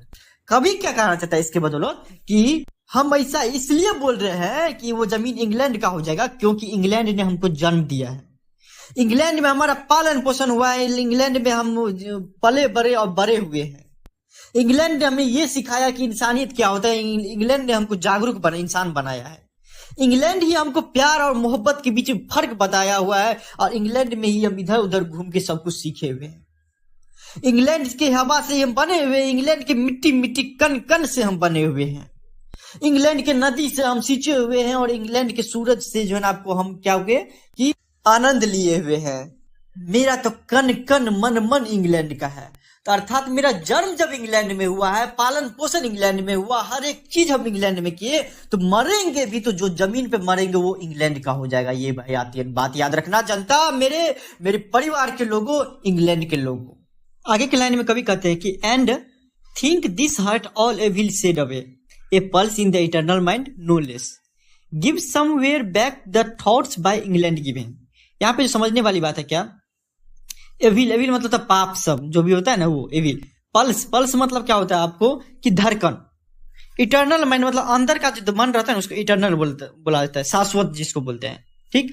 और उसके बाद जो है तीनों लाइन के मतलब से कवि कहना चाहता है क्या, और इंग्लैंड के लोग सोचना है तो एक बात और मेरे बारे में सोचना कि अगर हम मर गए, ठीक ना, अगर हमारी धड़कनें रुक गई तो हमारे अंदर, हमारे दिल के अंदर जितने भी पाप हैं वो सारे के सारे निकाल देना। अगर किसी का दिल दुखाए होंगे तो हमको माफ कर देना, क्योंकि मरने के बाद ना मेरा का पूरा पूरा पूरा पाप धुल जाएगा। और जितने भी अच्छे विचार हैं हम फिर से इंग्लैंड वालों को लौटा देंगे, कि इंग्लैंड के लोग बाद में हमको याद करें कि वाह वो मरा भी तो 10 आदमी को मार के मरा, बहुत अच्छा इंसान था। अर्थात जितने भी अच्छे विचार है वो हम इंग्लैंड को दे देंगे, और मेरे अंदर जो बुराई है वो खत्म हो जाएगी। अगर किसी का दिल दुखाए होंगे तो वो भी हमको माफ कर दे। फिर कभी आगे की लाइन में कहते कि हर sites and sounds dreams happy as her day and laughter learn of friends and gentleness in heart eight piece under an English haven. देखिए यहाँ पे आपको साउंड मतलब होता है आवाज, हाँ, साइट मतलब देखना, जेंटलनेस, जेंटलनेस का अर्थ क्या होता है आपको कि मतलब माइल्डनेस मतलब क्या, सौम्यता, ठीक ना, जेंटल आदमी है। हार्ट मतलब दिल, समझवे करते हैं। हेवन मतलब होता है स्वर्ग, इतना समझने। कभी क्या कहना चाहता है इस लाइन का मतलब से कि मेरे मरने के बाद हम स्वर्ग में भी जाएंगे, तो ये मत सोचना कि कहीं और चले गया, हम वहां भी एक अलग इंग्लैंड बसा देंगे जहां पे वही खुशी मिलेगा, वही आवाज रहेगा, वही दृश्य रहेगा जो इंग्लैंड में कभी रहते थे, ठीक ना। और वही सपना देखेंगे, वही हंसी मजाक रहेगा, वही दोस्त सब बन जाएगा मेरा। हम उसे वही जो इंग्लैंड में प्यार पाते थे उसी तरीके से वहां पे भी प्यार पाएंगे, और मेरा दिल जो है ना आनंदमय हमेशा रहेगा। ये मत सोचना कि कहीं और चले गया है, क्योंकि हम कहीं पे भी रहेंगे तो हम इंग्लैंड का ही रहेंगे, चाहे वो धरती पे रहे या स्वर्ग में रहे, इंग्लैंड पे का ही रहेंगे। अर्थात देखिए कवि कितना गहरा शब्द यहाँ पे बोलता है कि मरने के बाद भी एक सैनिक के मन में ना देश के प्रति कभी भी ये नहीं आता कि हम देश छोड़ के चले गए या देश नहीं दिया हमको कुछ हो, ठीक है। हमेशा देश का गुणगान करते रहेगा, हमेशा देशभक्ति करेगा। वो बोल रहा है मरने के बाद भी हम इंग्लैंड का ही रहेंगे, ठीक। इसी के साथ जो है ना कविता समाप्त हो जाती है। मैकेविटी द मिस्ट्री कैट 20वीं शताब्दी के एक महान कवि T.S. इलियट के द्वारा लिखा गया है, और इनको 1948 में नोबेल प्राइज जो है लिटरेचर में मिल चुका है। और इतना ही नहीं, ये जो कविता है मैकेविटी द मिस्ट्री कैट, उनका ही एक कलेक्शन है old पॉसम्स book of practical cats, इससे लिया गया है। इस कविता में ना कवि एक बिल्ली के बारे में बोलता है जो कि गुंडा का सरदार है, ठीक ना। हर एक बिल्ली उससे सीखता है कि गुंडागर्दी कैसे करना है, और वो अगर चोरी कर लिया ना कहीं पे, एक सबूत नहीं रखता है कि उसे पुलिस पकड़ सके या पुलिस को पता चल सके या सीआईडी हो या सीबीआई उसको जांच कर सके, एक सबूत तक नहीं छोड़ता अगर वो क्राइम करता है कहीं पे। तो ये पूरा का पूरा कॉमिक स्टोरी है, मतलब एकदम मजेदार और एकदम हंसी मजाक वाला है कविता है। तो चलिए देखते हैं। जब भी कविता पढ़े ना तो वर्ड का मीनिंग ही समझना जरूरी रहता है, ठीक। इसीलिए हम Macavity a mystery cat, he is called the hidden पॉ, for he is the master criminal who can defy the law. He is the bafflement of Scotland Yard, the flying squad's despair. For when they reach the scene of crime, McAvity is not there. यहाँ पे देखिए 2-3 word का meaning समझना जरूरी है। Hidden पॉ, ठीक है, उसका अर्थ समझाएंगे। हिडन पॉ मतलब होता है पंजा, बिल्ली का जो पंजा रहता है उसको बोलते हैं हिडन पॉ। उसके बाद आपको मास्टर क्रिमिनल मतलब कि गुंडा का सरदार। डिफाई द लॉ, डिफाई मतलब क्या था, तोड़ना, लॉ मतलब कानून। बेफलमेंट, बेफलमेंट मतलब क्या कि of Scotland yard, Scotland yard का मतलब यहाँ पे हो गया पुलिस, ठीक है, स्कॉटलैंड यार्ड का पुलिस, विदेश का बात हो रहा है। और बेफलमेंट का मतलब हो गया प्रॉब्लम, मतलब पहेली बन चुका है, किसके लिए, पुलिस के लिए। कौन, ये जो बिल्ली है वो, ठीक। इतना आपको समझने की जो वर्ड का मीनिंग समझना जरूरी है। हम ये बताते हैं कि चारों लाइन का अर्थ क्या होता है हिंदी में। मैकेविटी जो बिल्ली है वो एकदम छुपा रुस्तम, उसके बारे में किसी के पास थोड़ा सा भी जानकारी नहीं कि वो कहाँ पे रहता है, कहाँ खाता है, कहाँ चोरी करता है, कुछ नहीं पता मैकेविटी के बारे में। एकदम रहस्यमय बिल्ली है और वो सबसे बड़ा अपराधी है। देश का सबसे बड़ा अपराधी कौन है, तो मैकेविटी नाम का बिल्ली। वो कानून तोड़ सकता है और पुलिस के लिए सबसे बड़ा प्रॉब्लम है कोई, तो मैकेविटी को पकड़ना रहा है, ठीक ना। क्योंकि जब भी पुलिस पकड़ने के लिए जाता है, उस जगह पे जहां पे क्राइम हुआ है, जहां पे अपराध हुआ है, वहां से पहले ही जो बिल्ली है भाग जाते रहता है। तो बिल्ली को आज तक पुलिस नहीं पकड़ पाई। पुलिस जो है उस देश का सबसे ज्यादा परेशान है उस मैकेविटी के कारण। आगे के पैराग्राफ में कहते हैं कि Macavity there is no one like Macavity, he is broken every human law, he breaks the law of gravity, his power of levitation would make a फकीर स्टेयर। यहाँ पे देखिए 2-3 वर्ड का मीनिंग समझना जरूरी है। लॉ ऑफ ग्रेविटी मतलब क्या, कोई भी चीज ऊपर फेंकते तो वो नीचे आएगा, वो लॉ ऑफ ग्रेविटी हो गया। लेविटेशन, लेविटेशन मतलब क्या था कि आप वो व्यक्ति या फिर वो इंसान जिसके पास पावर हो हवा में उड़ने का, उसको लेविटेशन बोला जाता है। फकीर, फकीर मतलब यहाँ पे सन्यासी होगा, ठीक। ये तीनों जो लाइन है उसका मीनिंग क्या कहना चाहता है कवि, अरे पूरे जहां में मैकेविटी के जैसा कोई नहीं है, ठीक ना। और वो प्रत्येक कानून जो संविधान में बनाया गया है वो प्रत्येक कानून को तोड़ना जानता है। और वो जो लॉ ऑफ ग्रेविटी है वो इतना बड़ा छलांग मारता है कि वहां पे ग्रेविटी भी काम नहीं करता है। और उसके पास इतना शक्ति है, जैसे हनुमान जी के पास शक्ति था हवा में उड़ने के लिए, वैसे ही उसके पास शक्ति है कि वो हवा में उड़ के कहीं भी छलांग मार के कहीं भी भाग सकता है 2 मिनट के अंदर। पता भी किसी को नहीं चलेगा और क्या करेगा, वो छलांग मार के भाग जाएगा। अरे उसे देख के तो फकीर भी इंसान ना या फिर सन्यासी भी सोचने मजबूर हो जाए कि देखो जो हम लोग जो है ना आपको हवा में नहीं उड़ सकते, लेकिन ये उड़ सकता है। वो इतना बड़ा ये आपको पावरफुल बिल्ली है। आगे के लाइन में कहते हैं क्या, and when you reach the scene of crime Macavity is not there, you may seek him in the basement, you may look up in the air, but I tell you once and once again Macavity is not there. अर्थात क्या, इसमें कोई ऐसा word समझाने वाला नहीं है, सब इंग्लिश वर्ड है, ठीक ना, अमेरिकन वर्ड नहीं है। तो देखिए इसका मीनिंग क्या कभी कहना चाहता है, अरे जहां पे तुमको अपराध हुआ है वो अपराध वाले जगह पे पहुंच जाओ, लेकिन आपको तुमको मैकेविटी नहीं नजर आएगा। अरे तुम ऊपर खोजो, नीचे खोजो, गली में खोजो, बेसमेंट में खोजो, पलंग के नीचे खोजो, कहीं पे भी खोजो, वो तुमको मिलने वाला नहीं है। वो इतना चालाक है कि तुमको मिलने वाला नहीं, कहीं पे भी छोड़ लो। हम तुमको बता रहे हैं कि मैकेविटी कहीं पे भी नहीं मिलेगा तुमको, वो इतना चालाक है। आगे के पैराग्राफ में कभी कहते हैं कि आखिर मैकेविटी दिखता कैसा है, ठीक ना, उसके बारे में बताया।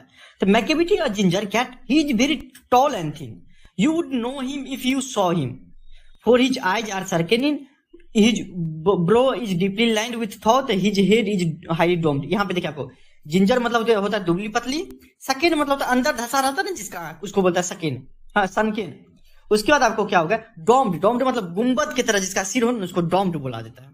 फिर देखिए आपको, his coat is dusty from neglect, his whiskers are अनकॉम्ड, he Suez his head from side to side with movement like a snake, and when you think he is half asleep he is always wide awake. यहाँ पे देखिए आपको, snake मतलब सांप तो जानवे करते हैं, ठीक ना, कोट मतलब हिज कोट, यहाँ पे क्या हो गया कि उसका ऊपर जो बदन में जो शरीर पे गंदा सब रहता है ना, हिज कोट मतलब क्या, ऊपर का चमड़ा जिसको बोलते हैं, वहां इसके लिए यहाँ पे यूज किया है हिज कोट। ठीक, और इसके बाद यहाँ पे कोई वर्ड समझाने वाली बात नहीं है, समझिए इसका मतलब पूरा का पूरा पैराग्राफ का मतलब क्या कहना चाहता है। कोई भी इंसान उसको देख के पहचान सकता है। मैकेविटी एक दुबली पतली बिल्ली है, वो बहुत लंबा और पतला सा है, ठीक ना, आप देखते ही पहचान जाओगे। उसकी आंखें भीतर की तरफ धसी हुई होगी तो पहचान जाएगा। और माथा जो होगा, माथा पर एकदम पूरा क्या होगा कि गुंबद की तरह होगा माथा जो होगा उसका, ठीक ना। और उसके माथे पर ना इतना ही सोचता है ना बिल्ली, इतना सोचता है कि कब प्लान करना है, कैसे जो ना आपको चोरी करना है, कौन कौन साथ में रहेगा। उस कारण सोचते सोचते ना उसका जो है ना आंख का जो भाव रहता है, अर्थात क्या एवरोज रहता है, वो पूरा का पूरा एक समान हो गया है, ठीक ना, एक रेखा में बन गया है सोचने के कारण से। तो आप पहचान जाएंगे कि उसका जो है ना एवरोज है आपको धसा हुआ नहीं है, ठीक ना, आंख के पास नहीं है, वो एकदम सीधा रेखा की तरह है। उसका जो ऊपरी वाले भाग होगा चमड़ा उमड़ा, वहां पे देखिए धूल पूरा भरा रहता है, ठीक ना, साफ सफाई नहीं करता है। अब मूछे ऊछे में एकदम कंगी उंगी ने मारा रहता है, मतलब कि जैसे है वैसे ही रहता है, ठीक ना, साफ सफाई पे ध्यान नहीं देता है वो। अब वो अपना सिर ना, मतलब उसका सिर को तुलना किया है कभी सांप की तरह, कि वो हमेशा देखना कि सिर को इधर घुमाते रहेगा, इधर घुमाते रहेगा, इधर घुमाते रहेगा, सांप की तरह घुमाते रहेगा। तो आप लोग पहचान जाइएगा, उसमें कोई दिक्कत नहीं है आपको, ठीक। और जैसे ही आप सोचते हैं कि वो सोया हुआ है, आंख बंद है इसका मतलब सोया हुआ है, तो भूल मत करिए, वो सोया या नहीं रहता है, ठीक ना। उसका ना आधा सोया रहता है, आधा ध्यान जो है ना आपको इसी चारों तरफ रहता है। जैसे गुंडा सब का रहता है ना कि आधा शरीर में सोया रहेगा और आधा कहाँ रहेगा, क्या हो रहा है क्या नहीं बाहर, वो सब का ध्यान रखता है। उसी तरीके से उसका भी है। अगर मान लीजिए वो सोया हुआ नजर आएगा तो आप ये मत सोचिएगा कि वो सोया हुआ है, ठीक ना, वो जगा रहता है, आधा सोया रहता है। आगे फिर से कभी कहते हैं कि Macavity there is no one like Macavity, for he is the फिंड in Phelan shape, A monster of depravity. You may meet him in a bye street, you may see him in the square, but when a crime discovered then Macavity is not there. यहाँ पे 2-3 word का meaning समझ। फिंड मतलब दुष्ट आत्मा, या फिर समझ सकते कलंक, ठीक। फेलिन FELIN, फेलिन मतलब क्या होगा, बिल्ली परिवार का एक जाति, ठीक। और डिप्रेविटी मतलब क्या हो गया आपको, भ्रष्टाचार। इतना वर्ड का मीनिंग जो है अमेरिकन है तो समझना जरूरी है, ठीक। कभी क्या करना चाहते चारों लाइन का मतलब, मैकेविटी जैसा कोई नहीं है और वो बिल्ली प्रजाति के लिए कलंक है, कोई भी उसके जैसा नहीं हुआ है, वो कलंक है, वो दुष्ट आत्मा है पूरे के पूरे बिल्ली परिवार पे, ठीक ना। वो भ्रष्टाचारी है, आप उसे रोड पर देख सकते हैं, आप उसे चौराहे पर देख सकते हैं, लेकिन जब क्राइम करके भागता है तो वहां पे आप नहीं देख सकते कि मैकेविटी क्राइम क्या हुआ है।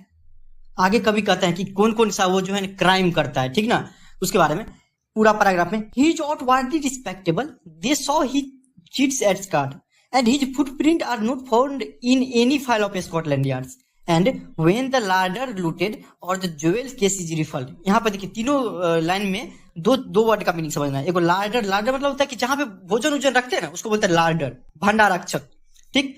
रिफ्लेड मतलब होता है खंगालना, ठीक। आगे देखते हैं, और when the milk is missing or another pegs been stippled or when the greenhouse glasses is broken and the trellis past repairs and there's the wonder of the things Macavity is not there। यहाँ पे देखिए स्टिपलेट मतलब होता है गला दबाकर मारना, ठीक। उसके बाद आपको ट्रेलिस का अर्थ होता है लकड़ी का जाली, ठीक। और उसके बाद आपको यहाँ पे कोई वर्ड जो है समझने वाली बात नहीं है, सब आपको इंग्लिश मीनिंग है।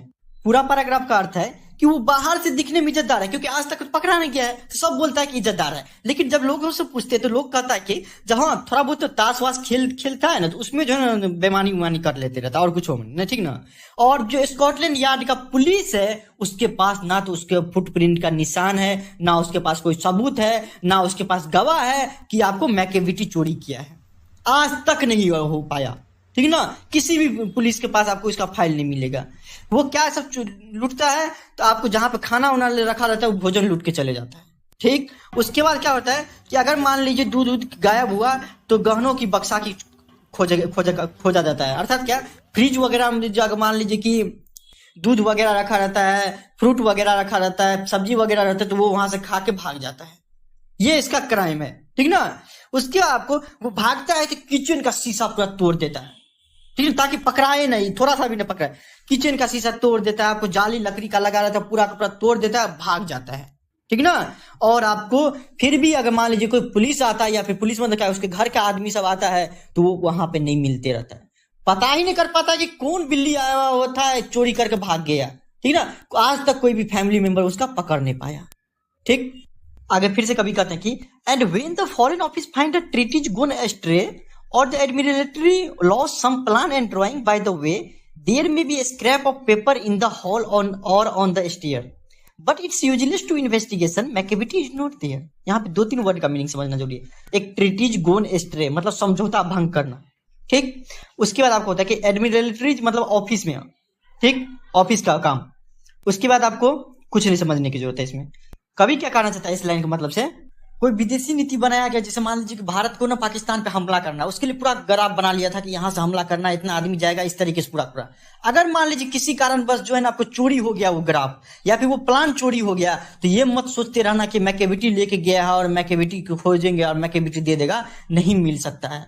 हाँ, थोड़ा बहुत आपको क्या होगा, पेपर ऊपर नीचे में गिरा मिल सकता है, ठीक ना, वो चुरा के लेके भाग रहा होगा, थोड़ा बहुत मिल सकता है, लेकिन आप जो पूरा का पूरा इन्वेस्टिगेशन करिएगा तो आपका समय बर्बाद होगा, ठीक ना, वो पकड़ाने वाला नहीं है मैकेविटी। यहाँ पे कहीं ना कहीं आपको रियल लाइफ से दिया है कि जासूस सब आता है, कुछ चोरी करके लेके चले जाता है और खोजते रहता है लेकिन नहीं मिलते रहता है। वही बात यहाँ पे बिल्ली को लेके कहा है।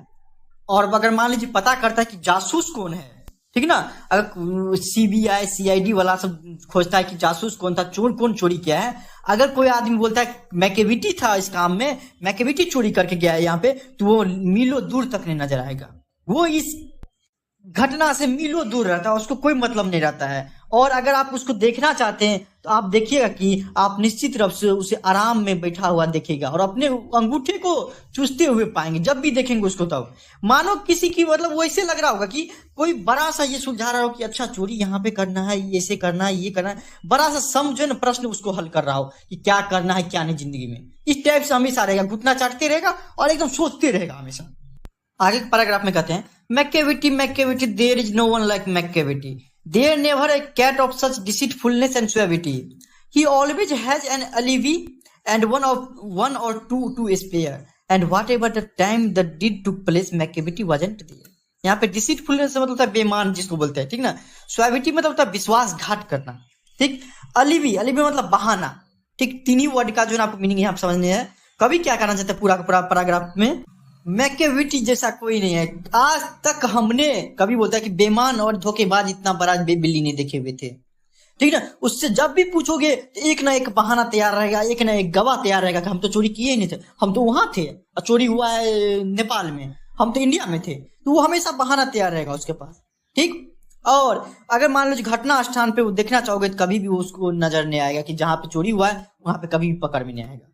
आगे के पैराग्राफ और लास्ट पैराग्राफ में क्या बोला कि and they say that all the cats whose विक्ट did are widely known, I might mention यहाँ पे मुनगोजेरी and ग्रिडल bone are nothing more than agent of for the cat who all the time just control their operation the Napoleon of crime. यहाँ पे देखिए आपको कोई सा word नहीं है जिसका मीनिंग आपको समझाने वाली बात है।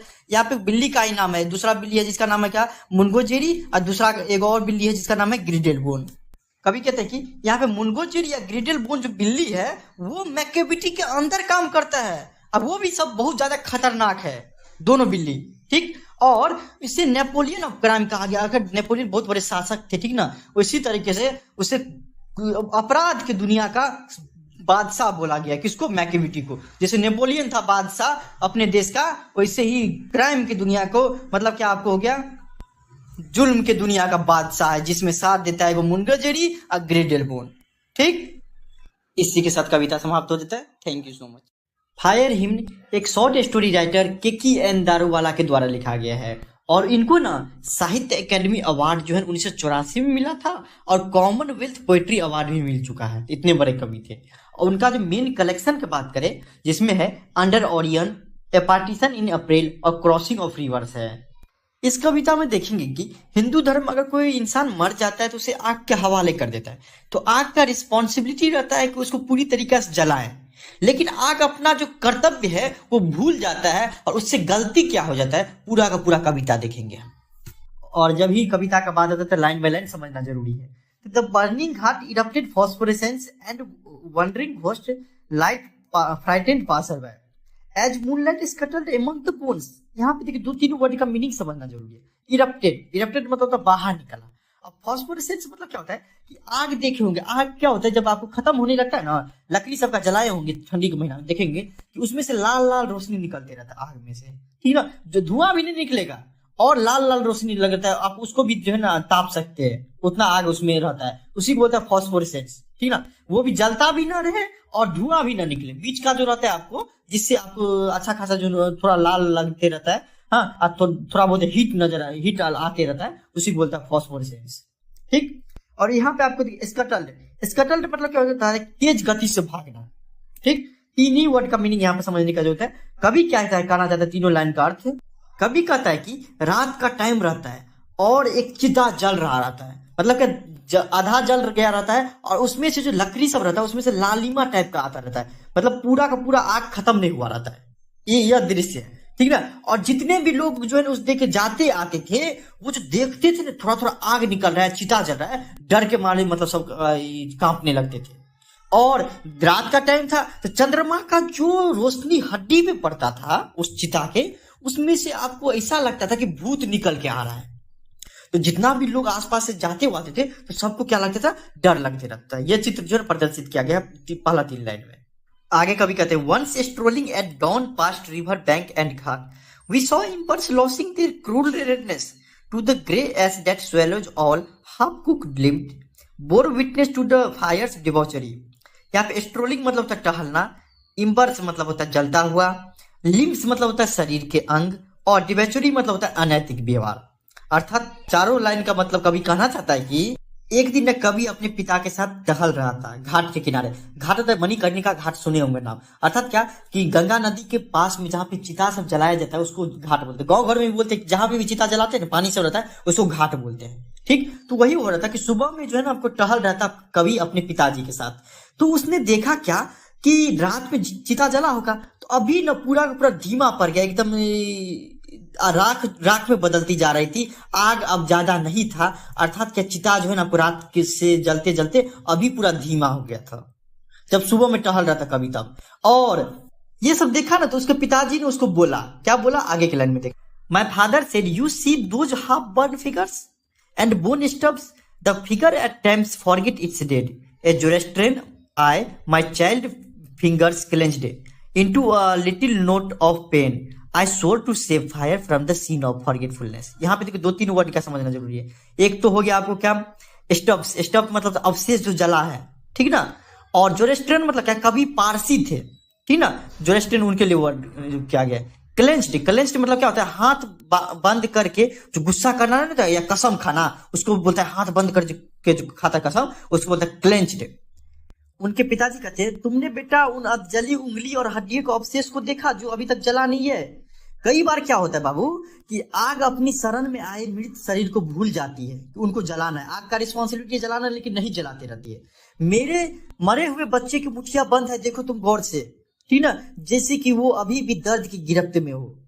आग का काम था उसको जला देने के लिए, लेकिन अभी भी देखो उसका मुट्ठी बंद है, लगता है कि अभी भी गिरफ्त में है। अर्थात ये देख कर कभी जो है आप के दारू वाला कसम खाता है कि मैं आग को अपना कर्तव्य भूलने के जो पाप से बचाऊंगा, कि आग का काम था कि पूरी तरीके से जलाना, लेकिन वो जलाया नहीं, वो उसका कर्तव्य था, उसके कर्तव्य को भूलने से जो हम पाप से बचाएंगे, वो जो पाप किया है उससे हम बचाएंगे। क्या पाप किया, कैसे बचाएगा, वो आगे के लाइन में देखेंगे। It never forget and 20 years since as I consigned my first born to the flames, the nearest tower of silence was 1000 miles। यहाँ पे कंसाइन मतलब होता है सुपुर्द करना।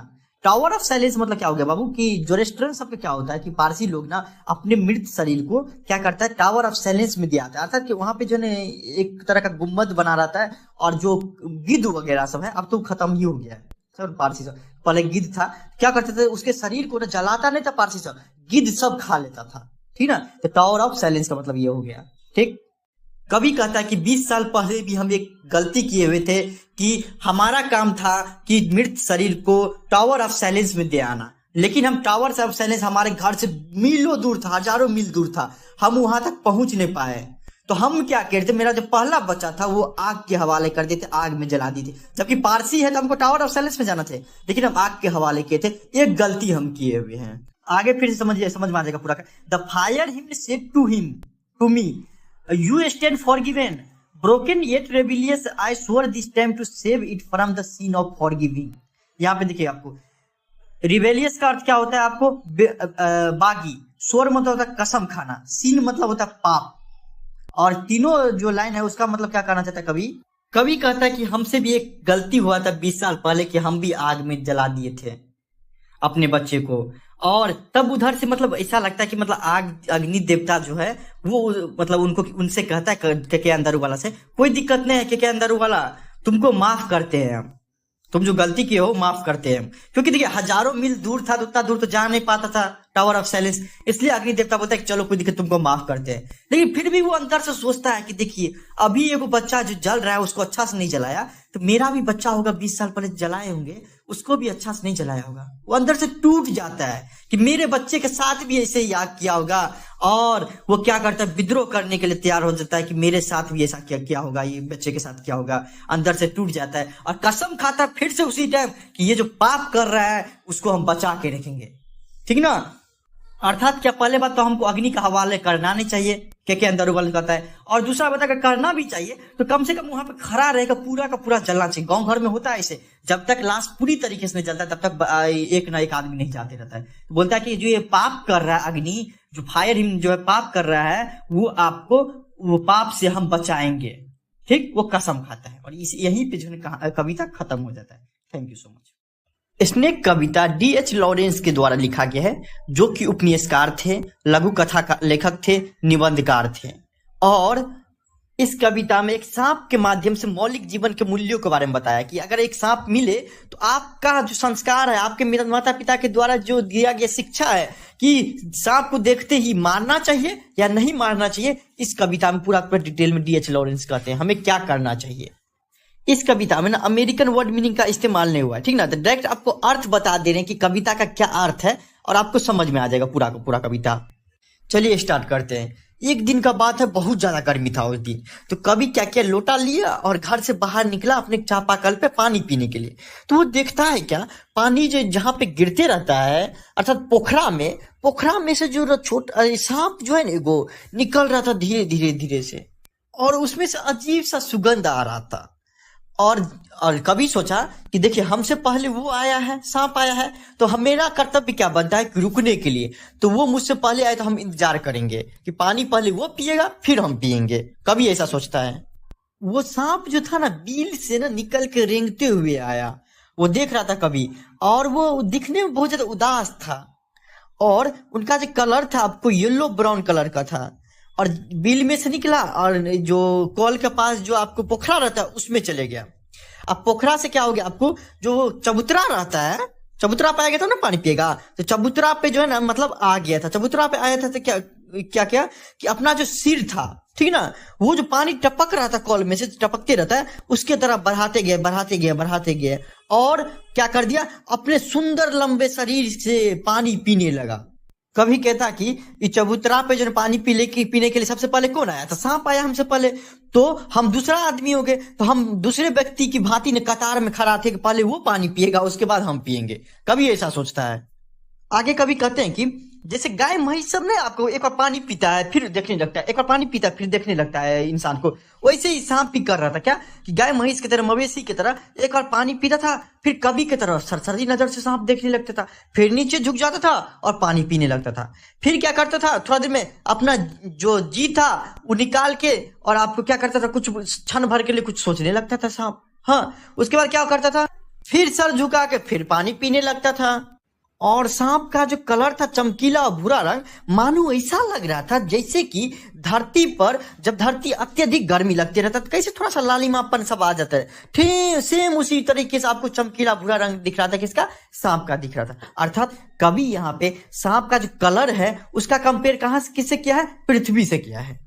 आगे कवि कहते हैं कि जहां वो रहते थे सिसली में, वहां पे काला सांप को मासूम मानता था कि मतलब काला सांप को देखो तो वो नहीं काटते रहता है, उसके साथ कुछ मत क्या करो। और सुनहरा जो गोल्डन कलर का रहता है वो बहुत ज्यादा जहरीला रहता है।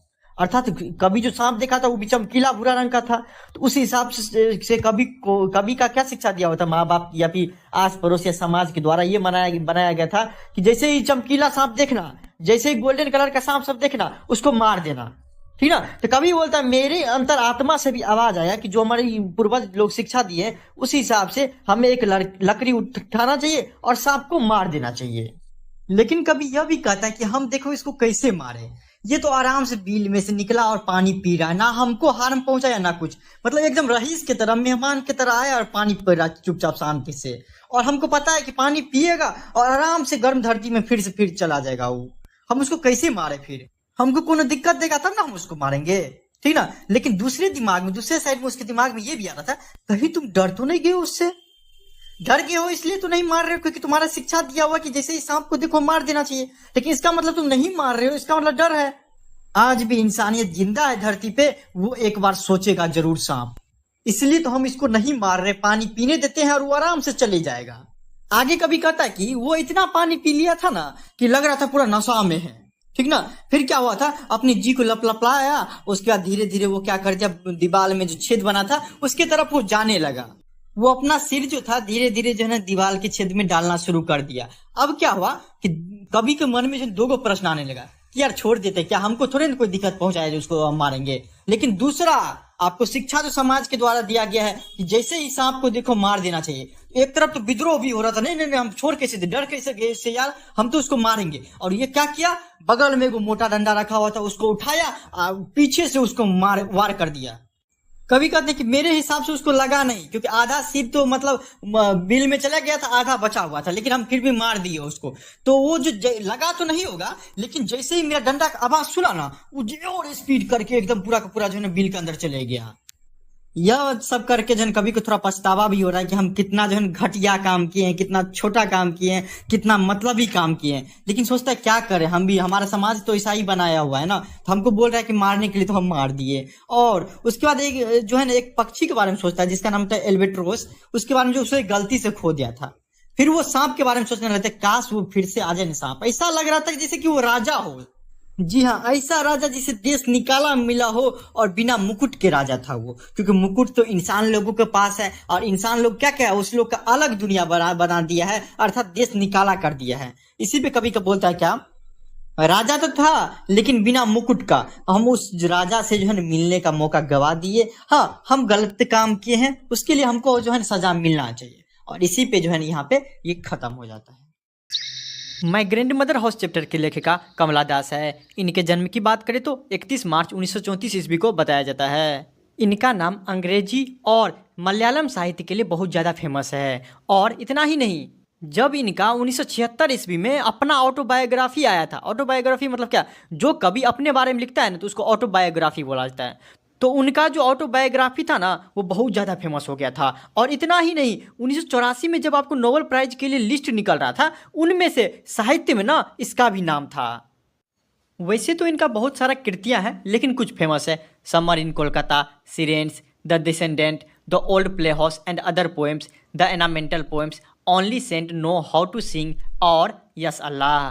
अब ना लाइन बाय लाइन पढ़ने से पहले इस चैप्टर के बारे में थोड़ा सा समझ लेते हैं। ये जो कवित्री है कमला दास, वो अपनी बचपन को याद करते हुए, जिसमें वो अपनी दादी माँ के साथ रहती थी, उस गांव को याद करते हुए, उस घर को याद करते हुए यह कविता लिखी हुई है। और वो बताती है कि किस तरीके से पहले उसका घर था, लेकिन अब उस घर का क्या हालात हो गया ना, वो पूरा हम पढ़ेंगे लाइन बाय लाइन। चलिए स्टार्ट करते हैं। There is a house now far away where once I received love that woman dead. Hindi में, वहाँ एक घर है जो अब मुझसे बहुत दूर हो गया है, मैं जिससे प्यार पाती थी वो औरत अर्थात मेरी दादी माँ अब मर चुकी है। अर्थात क्या कवित्री अपने पुराने दिनों को याद करती है जिसमें वो बचपन में रहा करती थी, अर्थात अपनी दादी माँ के साथ रहा करती थी। उस गांव को, उस घर को याद करते हुए कहती है कि वो गांव अब बहुत बहुत दूर है हमसे, बहुत ज़्यादा दूर है, जिसमें एक टाइम में हम प्यार पाते थे, सुकून से रहा करते थे। और सबसे ज़्यादा जो दादी माँ प्यार करती थी, अब वो दादी माँ भी नहीं रही, वो घर भी जा चुका है और मेरी दादी माँ जो थी वो भी मर चुकी है। और कवित्री क्या क्या बताती है, The house withdrew into silence. A snake moved among books. I was then too young to read and my blood turned cold like the moon. Hindi में, वो घर अब सन्नाटे में परिवर्तन हो चुका है तथा यहाँ सांप इधर उधर घूमते हैं। उस समय मुझे पढ़ने में अच्छा नहीं लगता था, क्योंकि तब मैं बहुत छोटी थी और मेरा खून चांद की तरह ठंडा हो जाता था। अर्थात क्या, अब उस घर में सन्नाटा छा गया है। अर्थात क्या, कवित्री जो है उस टाइम ये कविता लिखी हुई थी जब वो बड़ी हो गई थी और शहर में बस गई थी। उस टाइम वो याद करते हुए लिखती है और कहती है कि उस घर में सांप इधर उधर घूम रहा होगा, कीड़ा मकोड़ा लग गया होगा, जंगल उंगल उस घर के अंदर सब चला गया होगा। और हमें तो अपने दादी माँ के साथ वहाँ पे रहने में बहुत मज़ा आता था, लेकिन अभी जाके देखे तो वो घर पूरी की पूरी सन्नाटा में परिवर्तन हो चुका है। जैसे ही बुक सबको देखते थे ना, मेरा खून ना चांद के तरह ठंडा हो जाता था। वो कहती है कि दादी माँ ना हमेशा हमको पढ़ने के लिए कहती थी, तो हमको पढ़ने में मज़ा नहीं आता था क्योंकि हम बहुत ज़्यादा छोटे थे तो अच्छा नहीं लगता था। अर्थात खून की तरह ठंडा हो जाना का अर्थ हो गया यहाँ पे क्या कि सिहर जाना दे। जैसे कि सांप को आप देखते थे किस तरीके से सिहर जाते रहता है, उसी तरीके से बोलती है क्या कवित्री कि जब हम बच्चे थे ना किताब को देखते थे ना तो हमको पढ़ने का मन नहीं करते रहता था और मेरा खून ना चांद की तरह ठंडा हो जाता था, अर्थात सिहर जाता था पूरा मेरा शरीर। आगे, how often I think of going there to Pir through blind eyes of Windows और just listen to the frozen air. इन हिंदी, मैं प्रायः वहाँ जाने के बारे में सोचती हूँ। मैं चाहती हूँ कि वहाँ की खिड़की से झांकूं या फिर उस ठंडी हवा को सुनूं। वो बोलती है कि मेरा मन तो बहुत करता है वहाँ जाने का। हम तो बस गए हैं लेकिन बहुत ज़्यादा याद आता है उस घर का। हम जाने का सोचते भी है, ऐसा नहीं है कि नहीं सोचते, जाने का सोचते हैं। और मेरा चाहत क्या है कि वहाँ जाने के बाद ना बंद दरवाजा के जो खिड़की खुला हुआ है थोड़ा सा, वहाँ से हम अंदर झांके कि आखिर अभी उस घर का हालात क्या है। और उतना ही नहीं, हम उस घर में जो है ना फिर से जाना चाहते हैं, महसूस करना चाहते हैं, जो कि बरसों से बंद है। उसके अंदर जो आपको हवा है वो भी बरसों से बंद है, हम उसको महसूस करना चाहते हैं। इसी का आगे दिया हुआ है कि इन wild despair pick N armful of darkness to bring it here to lie behind my bedrooms door like a brooding dog. Hindi में, उस गहरे दुख के समय में वहां से एक मुट्ठी अंधकार ही उठा लूं जो मेरे शयन कक्ष के दरवाजे के पीछे एक डरावने कुत्ते की तरह बैठा रहे। अर्थात वो कहती है कि हम जाना चाहते हैं और अगर जाएंगे तो पहली बात तो हम आपको झांक कर देखेंगे, और दूसरी बात कि अगर मान लीजिए वहाँ पे कुछ है ही नहीं, रहेगा क्या, क्योंकि अब कोई रहता ही नहीं है तो उस घर में सांप के अलावा कुछ है नहीं, तो एक काम करेंगे क्या, हम वहाँ तो अंधकार जरूर होगा जिससे हम बचपन में डरा करते थे। सबसे ज्यादा डर हमको अंधकार से लगता था, तो एक काम करेंगे ना, मुट्ठी भर ना अंधकार ही लेके आ जाएंगे, क्योंकि वहां पे और कुछ तो मिलेगा नहीं, क्योंकि सांप कीड़ा का रहने का जगह हो गया वो, तो अंधकार ले आएंगे। और अपना जो अभी हम जहाँ पे रह रहे हैं शहर में, बेडरूम है जहाँ पे हम सोते हैं, उसके जो दरवाजा है उसके पीछे में छुपा देंगे। और जैसे कि ना एक डरावना कुत्ता बैठा रहता है जिसको देखे के डर लग जाता है, उसी तरीके से क्या करेंगे, जिस तरीके से हम बचपन में उस घर में डरते थे अंधेरा से, तो वही अंधेरा ले आएंगे, कुछ तो है नहीं तो वही ले आएंगे और कुत्ता के भांति ही वहां पे रख देंगे। आगे, you can't believe darling can you that I lived in such a house and was proud and loved. इन हिंदी, आप विश्वास नहीं कर सकते हैं कि मैं ऐसे घर में रहती थी जिस पर मुझे गर्व था और जिसे मैं बहुत ज्यादा प्यार करती थी। अर्थात क्या, ओ मेरे प्यारे लोग सब, आपको विश्वास नहीं होगा कि जिस घर में हम रहते थे ना उस पर अभी भी हमको गर्व हो रहा है कि वाह बहुत अच्छा था, मेरा बचपन बहुत अच्छा बीता हुआ था, और हमको अभी गर्व होता है, और जिसे मैं तब भी प्यार करती थी और अभी भी उस घर को हम बहुत ज़्यादा प्यार करते हैं, अब बहुत ज़्यादा याद आती है उस घर का। इसी का आगे दिया हुआ है क्या, I who have lost my way and beg now at a stranger's door to receive love at least in a small change। Hindi में, किंतु मैं अपने मार्ग से भटक गई तथा अब शहर में इधर उधर अजनबी लोगों के दरवाजे के आगे प्यार की भीख मांगती फिरती रहती हूँ कि मुझे थोड़ा तो प्यार दे दो। क्या आप इस पर विश्वास कर सकेंगे? अर्थात वो कहती है कि वो गांव जो था ना, वो घर जो था ना, बहुत ज़्यादा प्यारा था, अभी भी हमको उस पर गर्व होता है, और मुझे शहर आना पड़ा, लेकिन वो दादी माँ भी नहीं थी जो हमें प्यार कर सकती थी, और ना ही कोई लोग था जो हमें प्यार उतना कर सकते थे, और ना ऐसा घर मिला आज तक जिस पर हम गर्व कर सके। और जब हम शहर आए ना, तब हमको पता चला कि उस घर की क्या अहमियत थी, क्या प्यार वो दादी माँ करती थी। हम प्यार पाने के लिए ना गली गली घर घर जाके जो है प्यार मांगते थे कि कोई हमको प्यार कर ले, दादी माँ की तरह प्यार कर ले, लेकिन नहीं मिल पाया। क्या आप लोग इस पर विश्वास करिएगा? नहीं कर पाइएगा। वो कहती है, यहीं पे पूरा खत्म हो जाता है। मतलब क्या, पूरा जो दिया हुआ है चैप्टर उसमें वही बोलती है कि वो बचपन की जो गाँव था, घर था, जिसमें वो प्यार पाई हुई थी, दादी माँ रहती थी, उसमें तो दादी माँ नहीं है, लेकिन मेरा मन करता है उस घर में जाए, ताकि याद तो है, कम से कम दादी माँ नहीं है तो क्या हो गया, कुछ चीज़ को देखेंगे तो याद आ जाएगा। लेकिन अगर हम जाएंगे वहाँ पे तो देख रहे हैं क्या, सांप कीड़ा सब है वहाँ, कुछ भी नहीं मिलेगा हमको। एक चीज़ मिल सकता है, वो अंधेरा है, तो ठीक है कोई दिक्कत, अंधेरा ही लाएंगे, अपने घर के जिस रूम में हम सोते हैं उसके दरवाजा के पीछे हम रख देंगे। और वह यह भी बोलती है कि हमको शहर आना पड़ा और प्यार के लिए ना हम घर घर जाके प्यार मांगते थे, लेकिन नहीं मिल पाया। और यहीं पे पूरा खत्म हो जाता है। धन्यवाद।